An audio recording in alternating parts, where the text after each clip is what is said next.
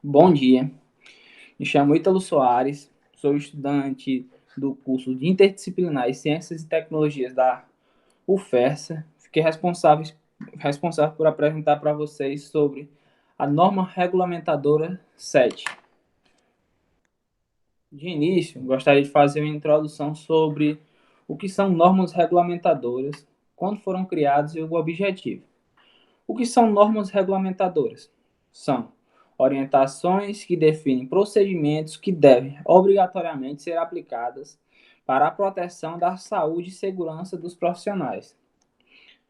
Quando foram criadas? Elas foram criadas em 8 de junho de 1878, e tinham como objetivo estabelecer regras que iriam conduzir o trabalho dos funcionários da melhor forma, garantindo a integridade deles e criando um ambiente mais seguro para a sua atuação no mercado de trabalho.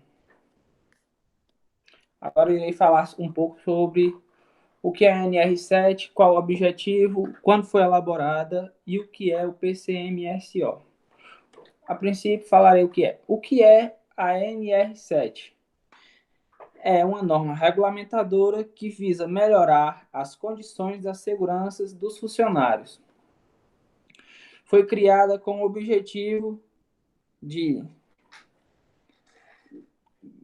gerar obrigatoriedade de elaboração e implementação do PCMSO por parte do empregador, com o objetivo de prevenção à saúde do trabalhador. E ela foi criada em 8 de junho de 1878, junto com as demais NR, que hoje no Brasil constam 37 NRs. Mas, pessoal, vocês podem estar perguntando, o que é o PCMSO? Ou Programa de Controle Médico de Saúde Ocupacional. É um programa que especifica procedimentos e condutas a serem adotados pelas empresas em função dos riscos aos quais os empregados se expõem no ambiente de trabalho. Ao longo dos anos, desde sua criação, a NR7 sofreu diversas alterações, que foram elas no ano de 83, 90, 94, 98, duas em 2011 e uma em 2013. Irei falar sobre a que ocorreu em 2018, que ela foi alterada por causa da legislação trabalhista de 2007, que extinguiu a homologação da rescisão do contrato. Não precisava mais a rescisão do contrato ser oficial. Aí, por causa dessa alteração na legislação trabalhista, a NR7 foi alterada em 2018.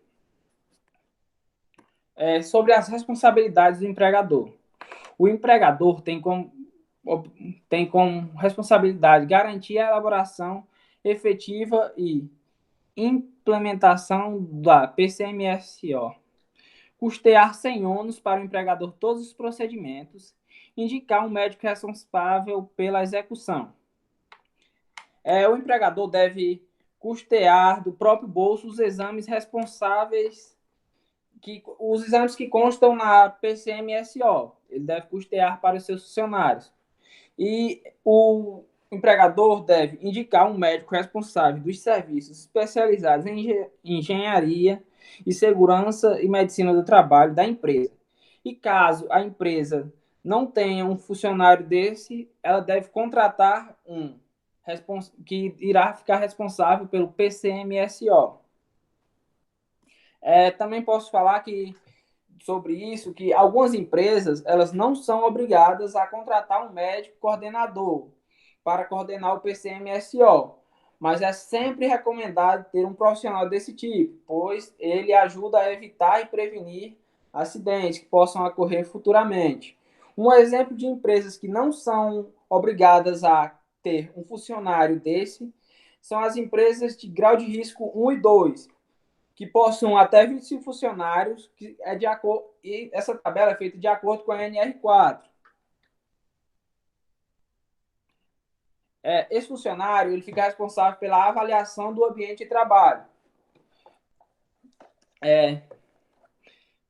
Ele tem que fazer visitas a empresas para análise do processo produtivo, para observar como está acontecendo o processo produtivo na empresa. Ele deve estudar em todos os setores da empresa com intenção de prevenir futuros acidentes. Ele deve fazer avaliações de riscos físicos, químicos, biológicos e de acidentes ergonômicos. Sobre os acidentes ergonômicos, ele deve observar e orientar e, se possível, fazer palestras e cursos para orientar os funcionários a maneira e a postura correta de se comportar e trabalhar no ambiente de trabalho, que isso visa diminuir o risco de acidentes. Sobre os exames obrigatórios, que são 5, são os exames admissional, o periódico, o retorno ao trabalho, mudança de função e demissional. O admissional, o exame deverá ser realizado antes que o trabalhador assuma suas atividades. O periódico, para o trabalhador exposto a riscos, devem ser feitos a cada 1 ano ou intervalos menores. Para os demais trabalhadores, anualmente. Eles devem ser feitos anualmente quando menores de 18 ou maiores de 45 anos e a cada 2 anos para trabalhadores entre 18 e 45 anos. Os exames de retorno ao trabalho.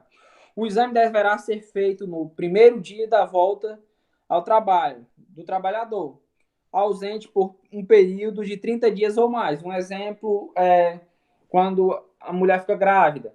Ela, ao retornar ao trabalho, deve fazer o exame de retorno ao trabalho. O exame de mudança de função.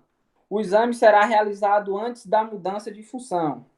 O exame demissional será obrigatoriamente realizado até a data da homologação, desde que o último exame médico ocupacional tenha sido realizado há 135 dias para empresas de grau de risco 1 e 2 e 90 dias para empresas de grau de risco 3 e 4.